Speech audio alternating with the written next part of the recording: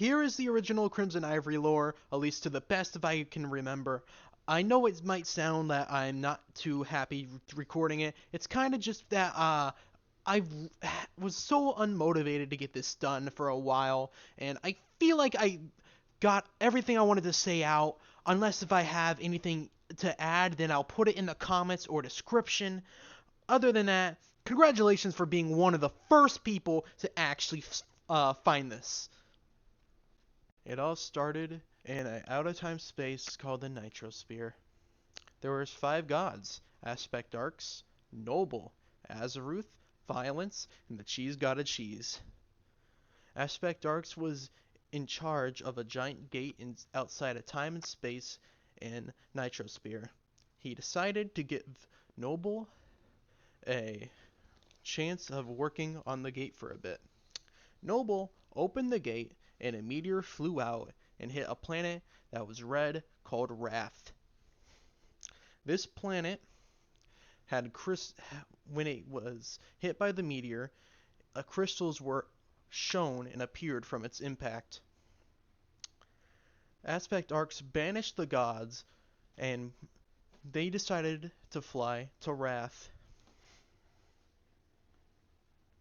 Violence, and curious about what this crystal thing is, put one into the soil of Wrath, and suddenly bloomed the first ever Keelamite. A Keelamite is a humanoid creature that is mostly made out of light, and its light can spectrum depending on the materials it is made out of. Violence raised this Keelamite and was its mother. Violence raised it like a mother would do to its daughter. This Keelamite would eventually become the Empress of the new empire. And eventually, Violence vanished and fused into the Keelamite. The Empress, she got lonely. So, Empress got lonely, so then she made another Keelamite. This Keelamite's name we will call the Emperor. So they make an empire together. They don't connect their light to create more Keelamites, at least the Empress and the Emperor. They just put crystals into the ground and make non-biological Keelamites, and thus the empire was born. Eventually, Empress and Emperor got lonely and wanted to actually have a family. They noticed an abandoned Keelamite and they adopted it. This would be the first daughter of the Empress and Emperor. This daughter does not want to be a part of the royal family's bloodline or power. So she lives with them, and is family to them, but doesn't want to be a part of the social hierarchy. The Empress and Emperor have a biological Keelamite by sharing 50% of their lights into a crystal with no material by putting it under the ground. This created one of the first actual prince, named Ven. Ven was misunderstood as a child, and he was addicted to power. Eventually, at a certain age, let Ven do whatever he wanted. And one day, he vanished. He fled the Empire and found an abandoned shack on the planet Wrath. This shack had a cursed book in it. It was blue. It was owned by Noble. Noble, after he built the shack, made his own hellish dimension called the Delta, and left this here, just to see what could happen. Then, addicted to power, tried using the book, because since it was magical in nature, and made by a god, though he didn't know this, of course there would have to be some way, somehow, this could give him even more power than just being a weak little Keelamite. he accidentally, well, he read a spell aloud. Then that's when the first curse has ever hit upon planet Wrath. A blue plague of light spectrum. This plague made the person who had it stronger, but yet carrying an infectious color distorting disease of random rage and outburst.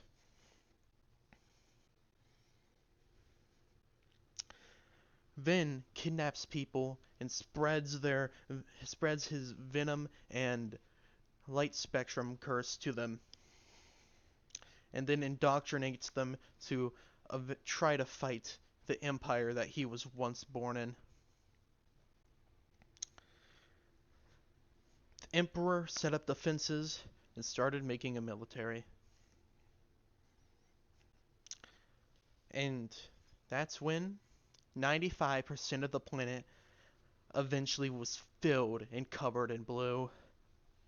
The planet originally red and crimson color was 95% gone. The Emperor wants to escape what has been his hometown and home place for years because this has gone too chaotic. They initially had an idea, those big rocks in the sky, what if we could hop planets? That's when they met the smartest Keelamite alive. His name was Keelamore. He would be the first towering rank in the Empire. Keelamore worked day in and day out until he died, until he made a portal tech to flee Earth. Then he secretly managed to follow behind and snuck into the Earth with them. Other gods as well snuck into the portal to influence humans to worship them. These humans were in the desert. Other Keelamites were distant. One human in the desert was named Keithrist. She will be important later. Once several Keelamites got to Earth, the portal broke. The Emperor meets a man named Speethrist, a human. Speethrist allows the royal family to stay with him. Keelamore was trying to fix, well, the portal because they took him to a random planet and the technology would be really important. The Keelamites that followed with, they were kidnapped by Ven. Ven, using the magical books, went into the middle of nowhere. He made what is known as the Venom Caverns. His whole army in his empire was gone just like that. Kidnapped, plucked off one by one, and sent to this caverns to be indoctrinated and covered in venom. After the royal family finds out about humans, they refuse to interact with them because them being otherworldly just doesn't seem like a good idea. Keelamore is near death, and to survive, he decides that he's going to start working on robotic technology to hopefully cheat death itself. Keelamore later dies and then is put into a robot. The Emperor and Empress get saddened. Their first towering rank, mostly dead, but with incomplete robot technology. The Emperor gets desperate. He's in this situation, he now wants out. He can't make any more Keelamites, except for 2. Because that's all he had left with him. He decides to solo raid a Venom outpost he found in the middle of nowhere. This Venom outpost had a blue book in it, which, if history comes to repeat itself, this curse will be worse than the original. This curse opened up a gateway to the Delta. It spread through the light shared with, well, with everyone in the royal family. Desperate to get home, he tried to teleport everyone home with a spell, but it was a curse. It didn't even work halfway as said. Then the Emperor, the Empress, overnight cracks started appearing on their face, and that was the gateway to the Delta, thus marking the eventual downfall of the Empire.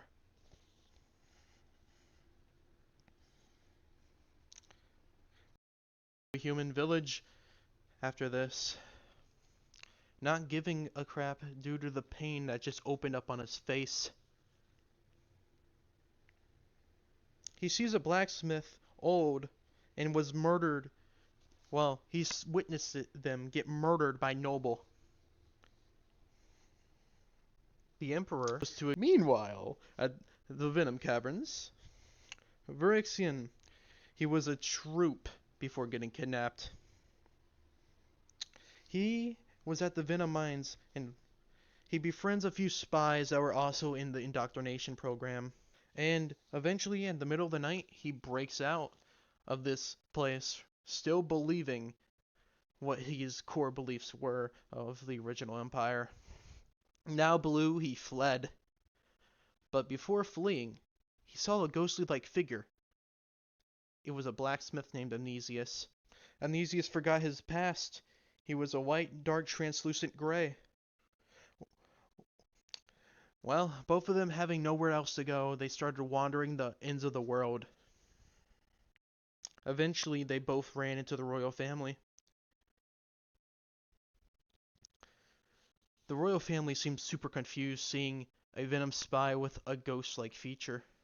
They've killed several before, because, of course, that's what they have to do to survive this place and the plague itself. They eventually start talking. They become friends. How unlikely it is that one person escaped indoctrination is surprising. But to come back with a ghost that the Emperor immediately noticed, now that is shocking.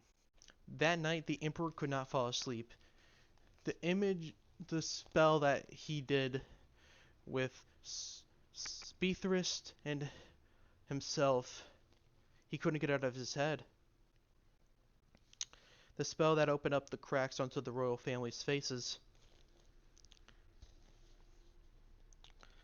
The effects it caused Speethrist.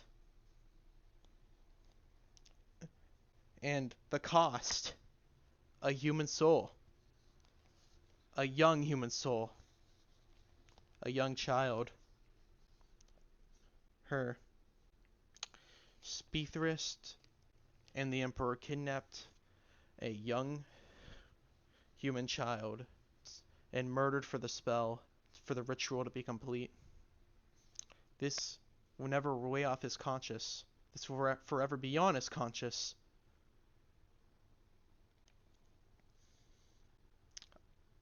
Eventually, Verixian managed to finish the robot science thing that Keelamore was working on, thus making Keelamore alive once more.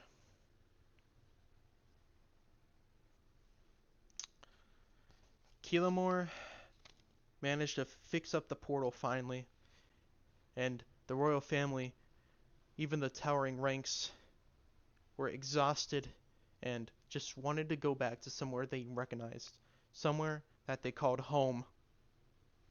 So, they managed and eventually got back. Before they got back, though, they managed to imprison Ven. Using a sneak attack and coordination, they found out where he was. They separated him from his blue spellbooks, the ones that he's been using for advantages such as flight and for earth-destroying craters. I mean, where else do you think the Venom Mimes originated from? There's no way one man himself could just make that crater overnight. unless he had some external force. With with Vin trapped, the royal family went back with him. This would be a crucial mistake.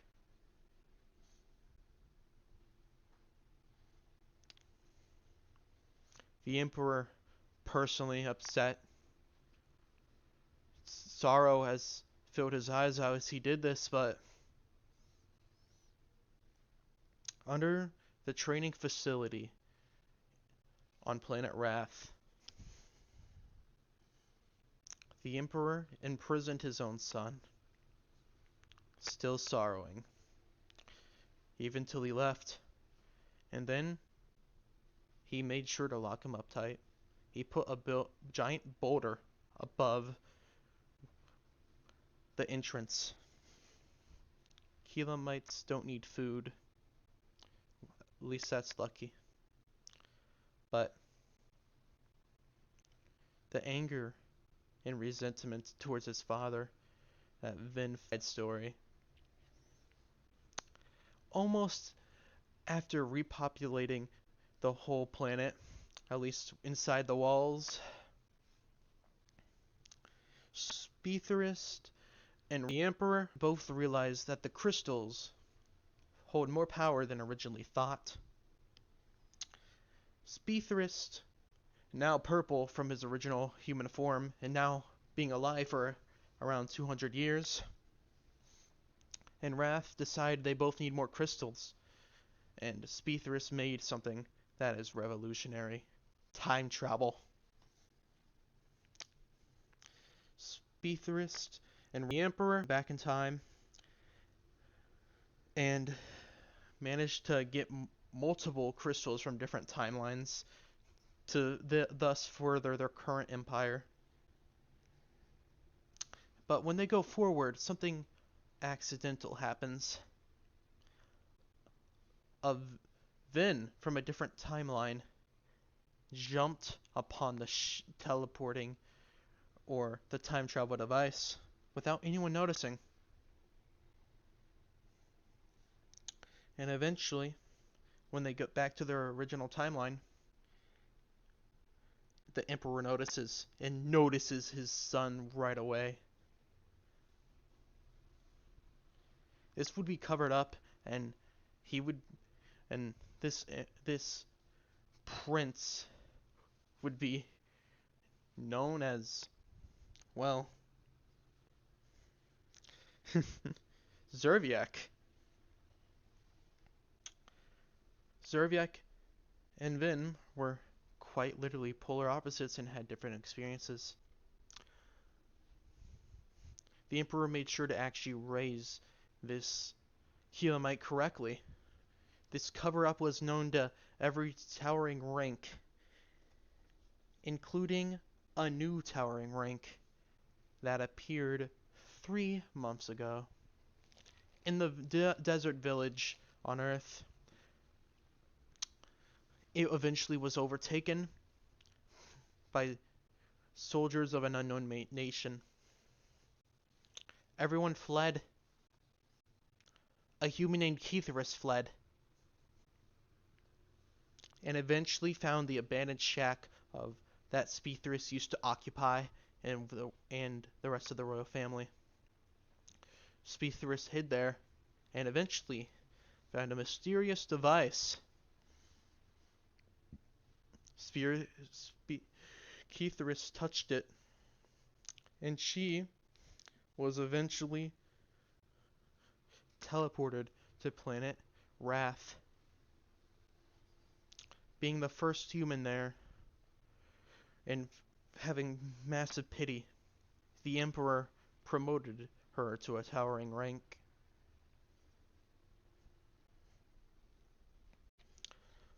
But even surprisingly, Keitherist was good at her job and was promised to be the Baron of the Empire, the future leader, the person who will take over when eventually the Emperor dies. But the issue with that is Keithris died soon after being ranked Baron. Keelamore, wanting to test to see if the robotics idea would work on a human, eventually made Keithris the first robotic human alive.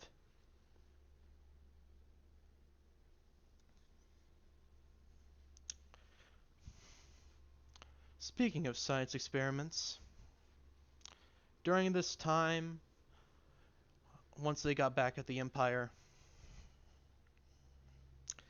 on planet Wrath, Phyrexian wanted to be normal again, feeling odd constantly being blue. Key Lamore decided to inject him with more crimson artificially, and then his color shifted. His spectrum of light shifted to purple.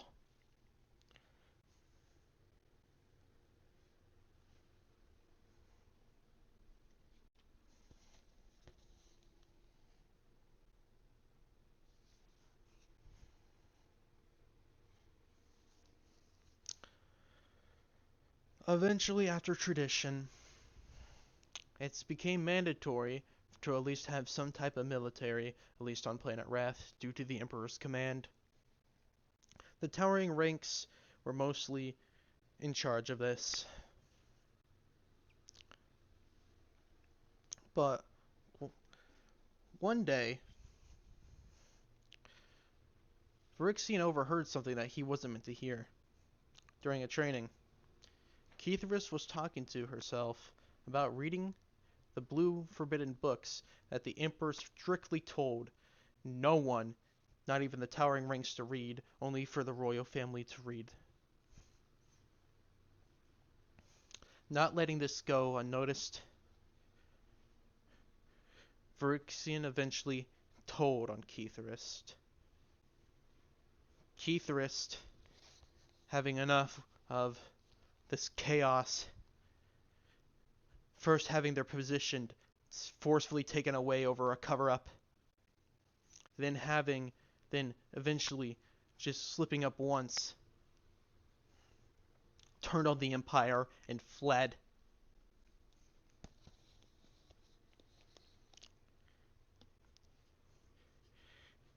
Little do they know, this is what started, or this was what would restart the Venom War.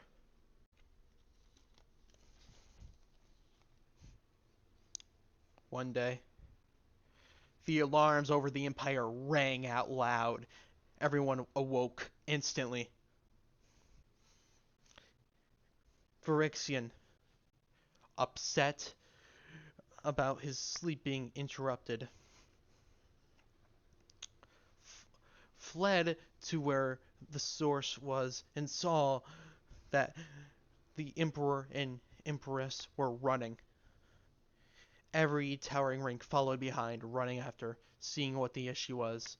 They ran for a few miles until they got into the training grounds.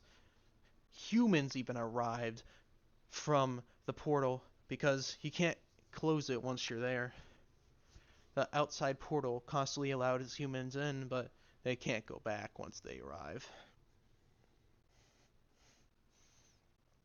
Humans that were who were expecting a training that day, they all go down into this forgotten bunker that had a stone moved. And when they finally reach the bottom of the bunker and approach the storage facility of which this place was, the handcuffs on the wall were broken. The lights flickered blue, then was gone.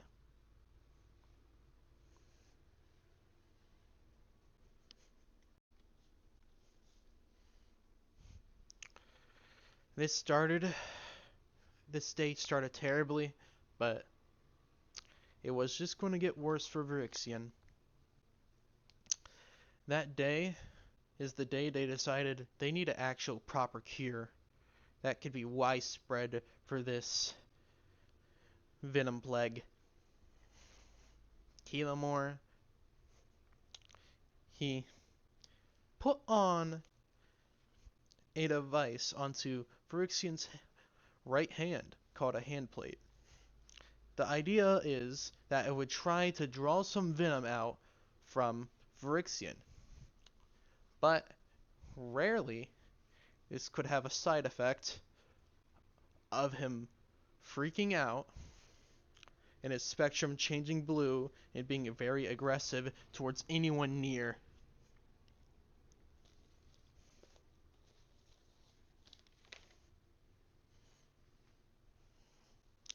That's when even terrible news struck the week after. The cracks on Shulker's face have gotten worse. So has everyone else's. And cracks just started to appear on Zerviak's face.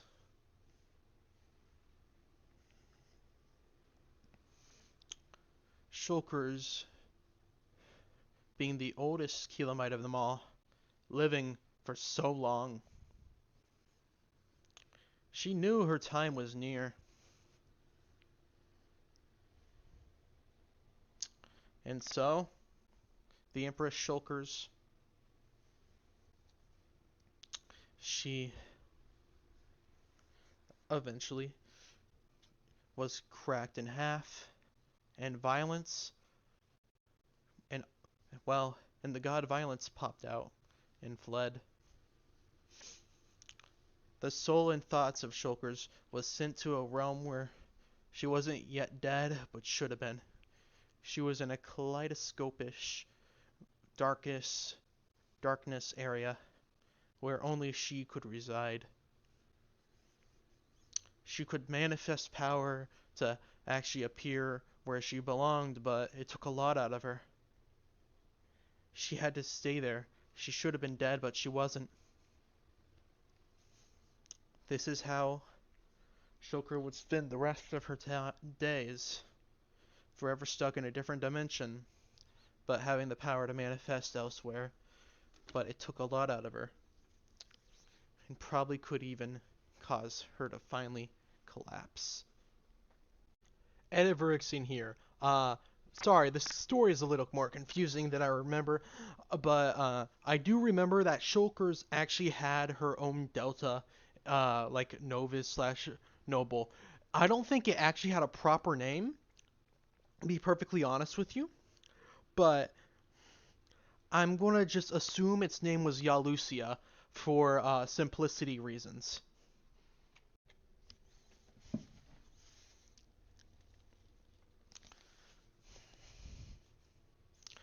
During this time, Phyrexian noticed that, well, the Emperor wasn't doing so well. Every so often, he would flicker into a different person. He would quite literally turn into a different person. He would say his name was Noble. He would, and I do mean had, caused chaos. He'd done unworldly things, walking through walls, flying. He was the most powerfulest person that Phyrexian saw. Eventually, he pieced together that this was due to the cracks. Whenever Phyrexian tried to alert or tell the Emperor what was happening, he would immediately forget due to the cracks. These cracks could cause temporary memory loss. The fear of the Empire collapsing eventually brought itself forward to Phyrexian. After seeing that the cracks have spread and eventually hit Zerviak. Zerviak and Phyrexian. Well, Phyrexian couldn't trust that the Emperor would actually raise his kid now. he can't he can't fully control his body anymore. The thought process was, someone's got to raise the prince, even if it's destined to fall.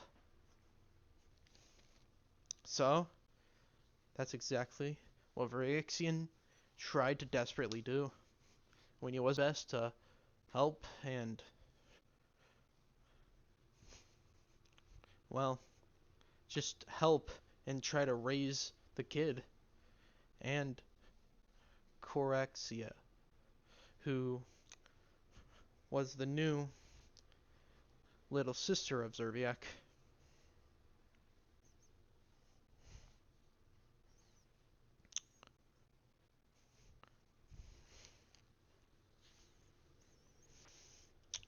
After this, at some point, Phyrexian was the first to find it or see it happen.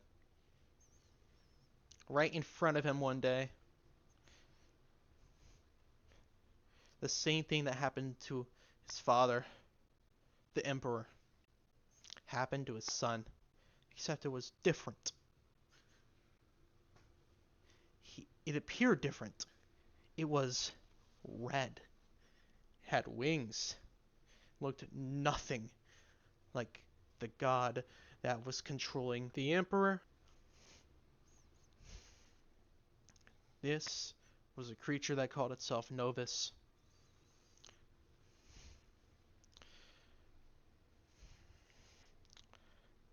Novus realized something that Zerviak didn't, nor did the rest of the Empire. Being related to a god, or at least having, or at least having being a host to someone that is, they have untapped abilities. Novus started using fireballs constantly. And then, when he turned back, Zerviak eventually unlocked his true potential. Fire magic. Him being young and 250 years old, which would be 2.5 years old. He's like, ooh, fire! And that's how the palace burnt down.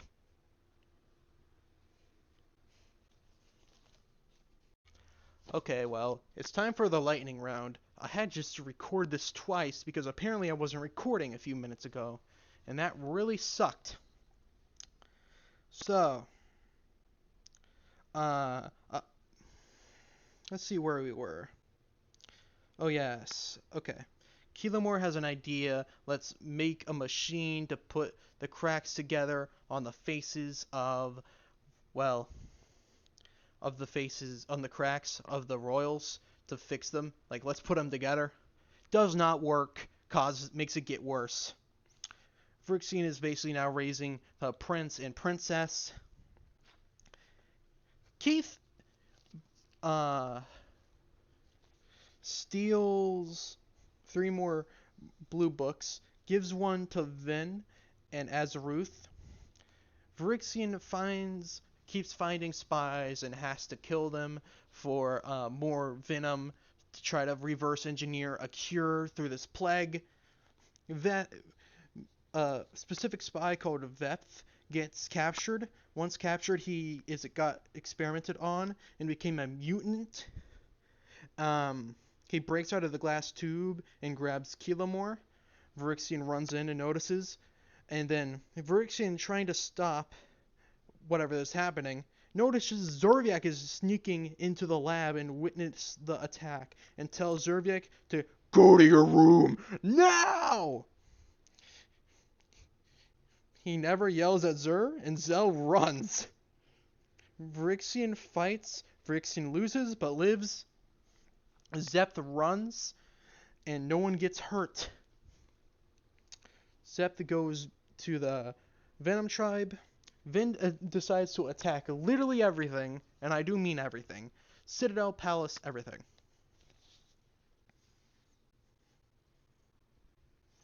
So then comes October 31st, Phyrexian's birthday at the new palace because Vin just destroyed everything except for the walls. They're just living on borrowed time pretty much. So, Corexia, the princess, she eventually, well,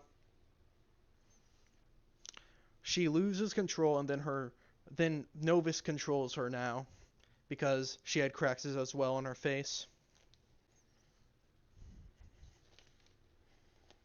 And then that's how she learned ice powers.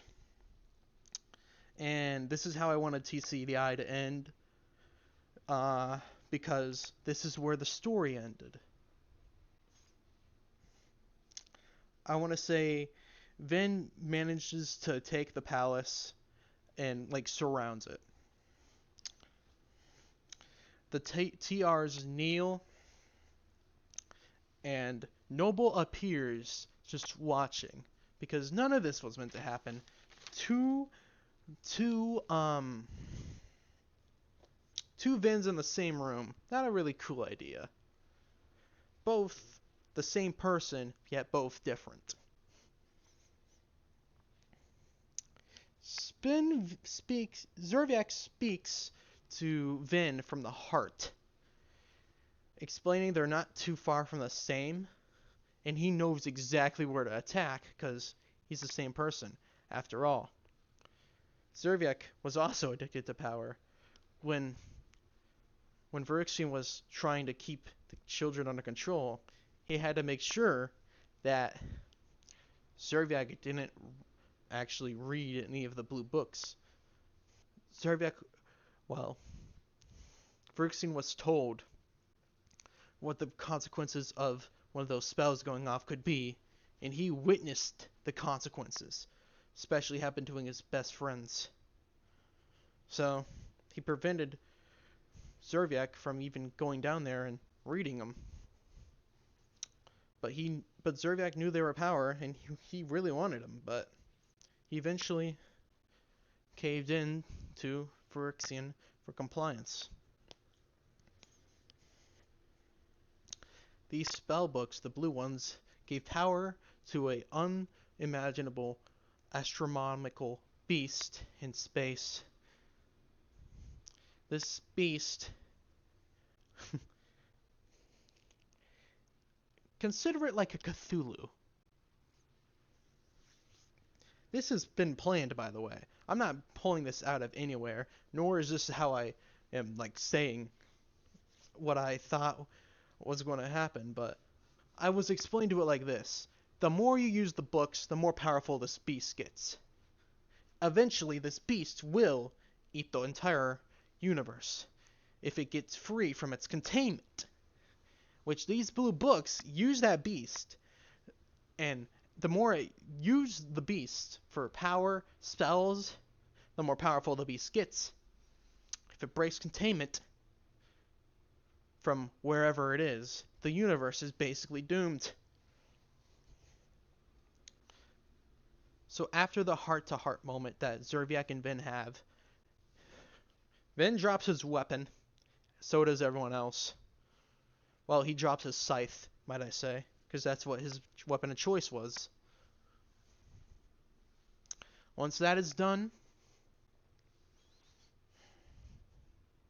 Speedthirst breaks through the wall and screams that he just saw a giant monster and he thinks it was the one foretold in the books.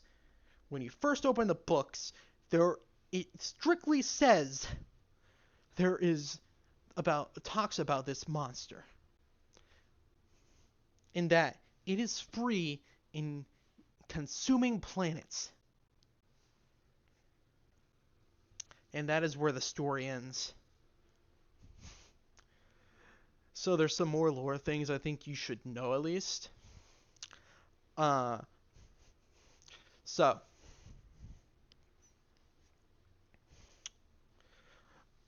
basically,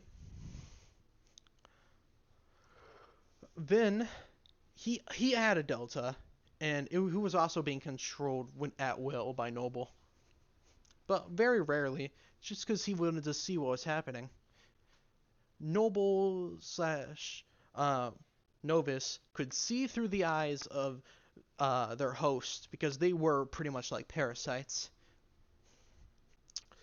Any other lore facts I can think of? Amnesius never found out that he was the blacksmith that was killed in front of the emperor, and I think that's about it. Now I have to edit like a certain name out of this and rewatch all of these because I had an agreement with someone. Here are some interviews though that I had with some people who were actually in the who were actually in the group. Introduce your character. Both of them. Yeah.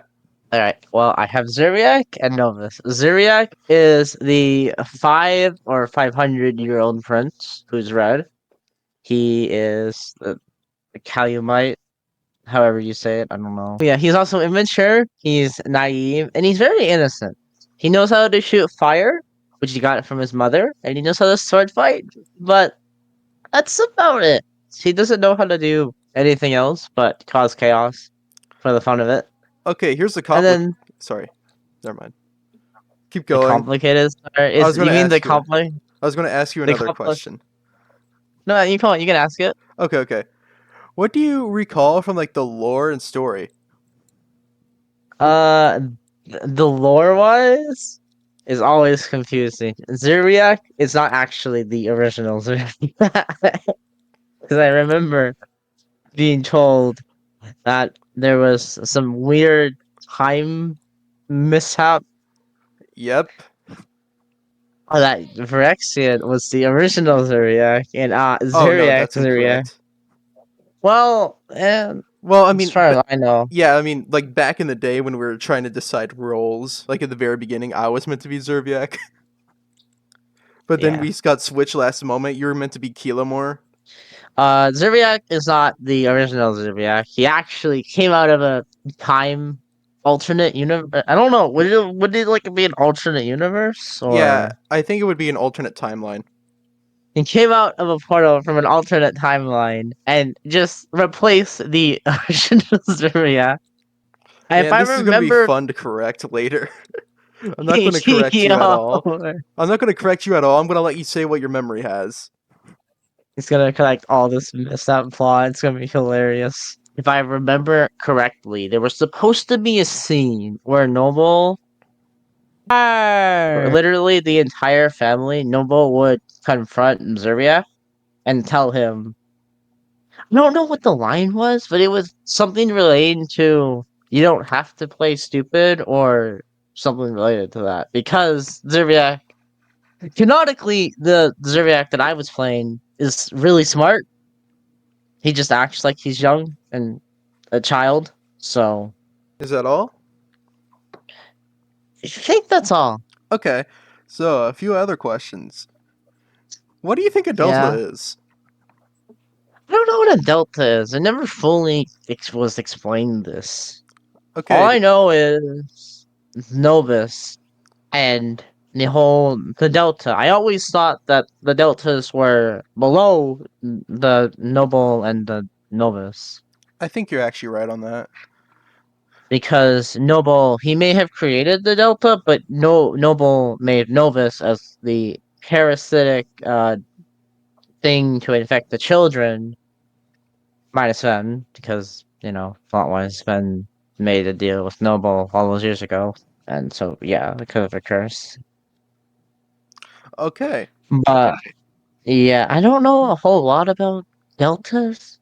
All I know is Novus, the consciousness, and Noble. And then whatever the Venom tribe was connected to the Delta. That's all I really know about them. Did you feel embarrassed at all for being switched last minute from Keelamore because of your voice? Not really. It was the whole voice thing later down the line was stupid. Did not like that whole thing because it was really bad.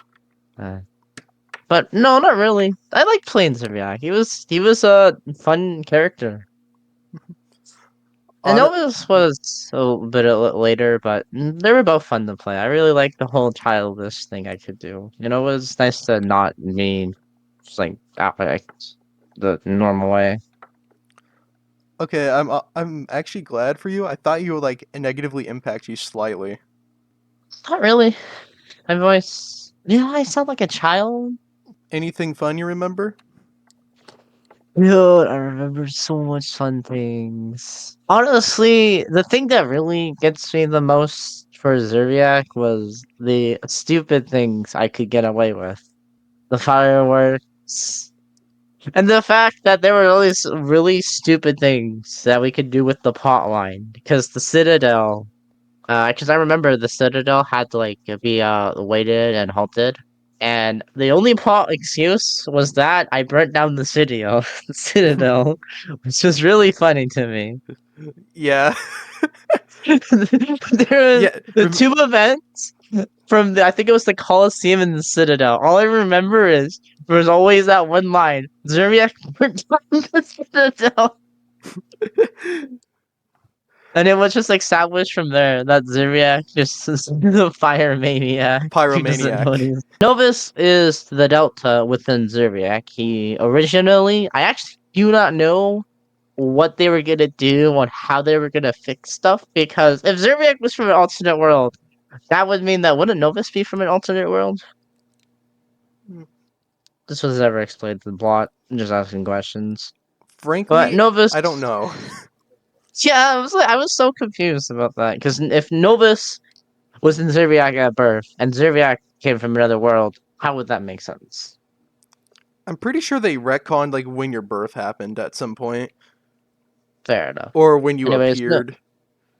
that's a good point. Yeah, but Novus was the Delta created by Noble from a curse to infect Zerbiak, and to an extent, uh, horror, but. mm, Never really got to finish that plot line because events. So Novus was this parasite that was supposed to take over Zerbiak. His whole thing was to slowly build up, like how it was with Strokers and with Noble and the consciousness because they were from. The consciousness wasn't from the Delta, but Noble was. So he was supposed to hurt him over time and slowly build up cracks and all of that, which is what I was told to do, if I remember correctly. Yeah, that's how that worked. So it was fun to play. I will say, out of all my characters, Novus is one of the best, and he's one of the funnier ones to play. Even if it wasn't from the TCI um group, he was still fun to play in other groups. Which character do you actually enjoy more? I don't know.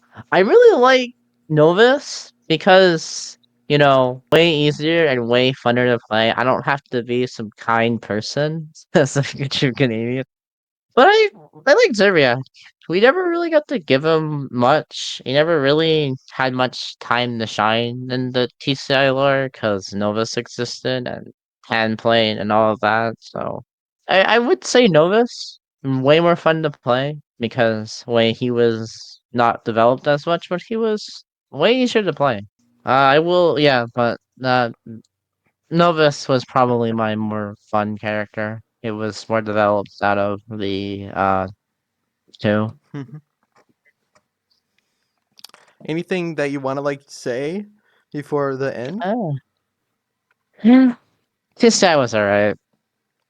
Uh Even if the group is dead now, it's not like it'll return ever. It's better dead. Any social medias you want to plug for the 2.5 viewers? The two Yo, go sub to Verexian's channel and sub to Zerbiak with Gaming. I have not posted anything there yet, but I will get that done eventually.